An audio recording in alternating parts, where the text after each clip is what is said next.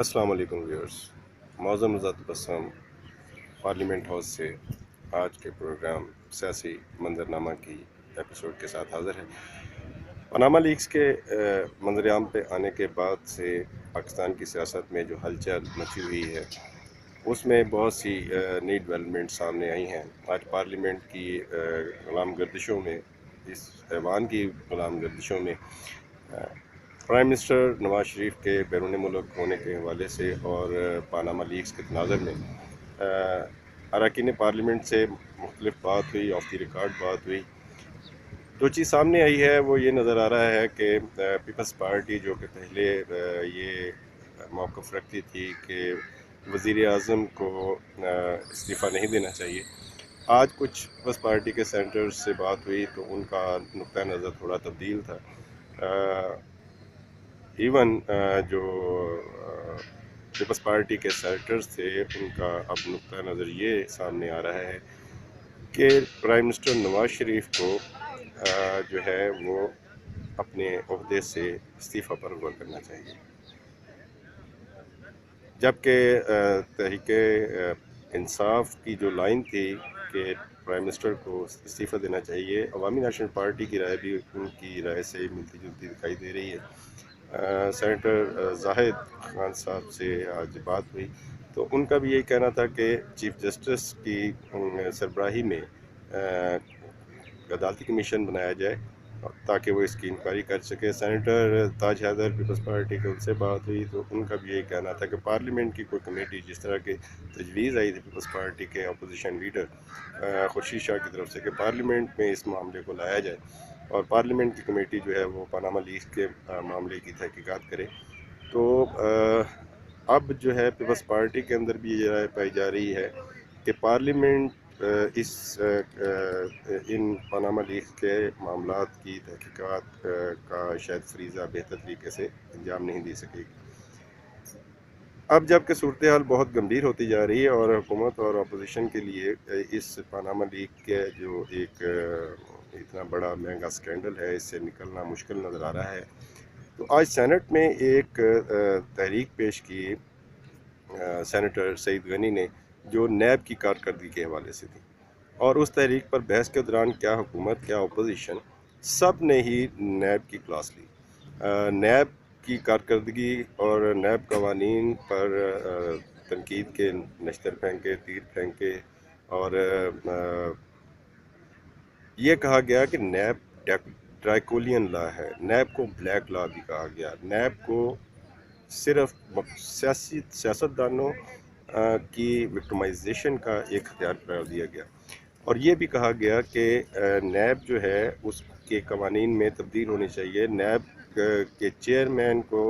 جو ہے وہ قرار دیا گیا کہ صرف وہ ایک پاور ہے جس کے پاس سارے اختیارات مجتمع ہیں۔ سینیٹر سعید غنی نے یہ کہا کہ نیب میں بہت سے ایسے افراد کو لگایا گیا ہے جو کہ خود کرپشن میں ملوث ہیں۔ یہ الزام بھی لگایا گیا کہ نیب کے چیئرمین جو ہیں وہ خود اپنے اختیارات سے تجاوز ہی نہیں بلکہ نیب قوانین کے تحت ان کو حاصل اختیارات کا غلط استعمال کر رہے ہیں۔ آج کی جو اس تحریک پر بحث ہوئی اس میں متحدہ قومی موومنٹ نے سوال اٹھایا کہ ان نیب کے اور بہت سے ایسے کنڈے استعمال کیے جا رہے ہیں کہ ان متحدہ کے کارکنوں کو جو ہے وہ توڑا جا رہا ہے، اور اس کو یہ مصطفیٰ کمال کی پارٹی میں شامل کرنے کے حوالے سے انہوں نے الزام لگایا، گو کہ انہوں نے پارٹی کا عوام میں نام نہیں لیا۔ نیب کے حوالے سے یہ جو ایک ڈبیٹ سٹارٹ ہوئی ہے اس میں حکومت، opposition, J U I, F, Peoples Party, Muslim League نون، ساری ہی جو جماعتیں ہیں وہ اب نیب قوانین میں جو ہے ترمیم اور اس کی پارلیمنٹ کی اوور سائٹ چاہ رہے ہیں۔ لگ یہ رہا ہے اور یہ واضح طور پر یہ رجحان ہے اب سیاستدانوں میں، سیاسی جماعتوں میں، کہ نیب قوانین، نیب کا جو ادارہ ہے اس کو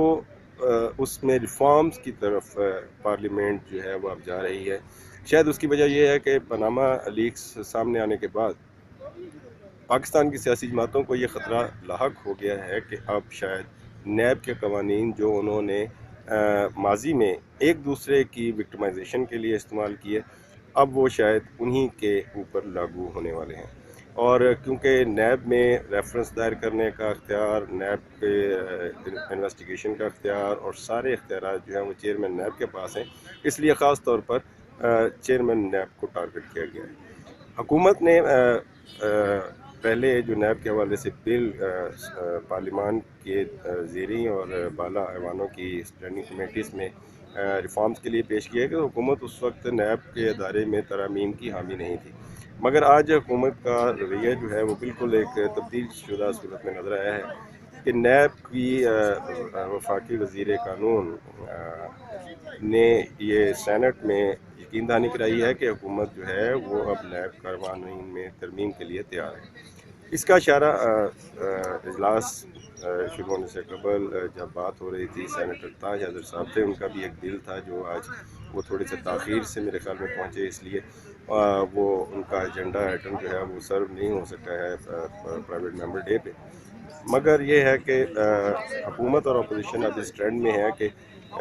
پاناما لیکس آنے کے بعد جو ایک سچویشن بنی ہوئی ہے ملک کے اندر اور سیاستدانوں کو جو احتساب کا خطرہ ہے،